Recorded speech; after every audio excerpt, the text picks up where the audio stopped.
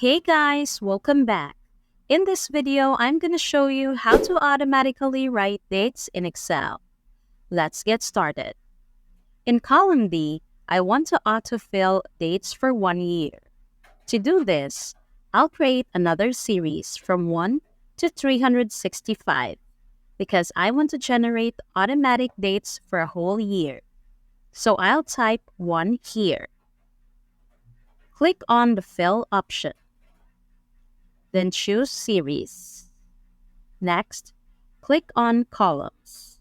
As I need dates for 1 year, I'll start this series from 1 to 365. Now a series has been created from 1 to 365. This will help us automatically create dates for 1 year. Next, I'll double-click. When I do, it will autofill dates, writing the whole set of dates for the 1 year span automatically. After that, I'll select the entire column. If you want to change the format of the dates, right-click on it. Then click Format Cells. From here, select Dates. And choose the date format of your choice. The date format will also be changed.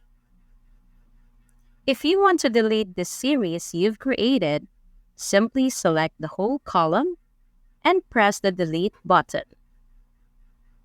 This is how you can automatically fill dates in Microsoft Excel.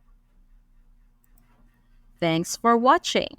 If you found this video useful, don't forget to give it a thumbs up and hit that subscribe button for more content like this.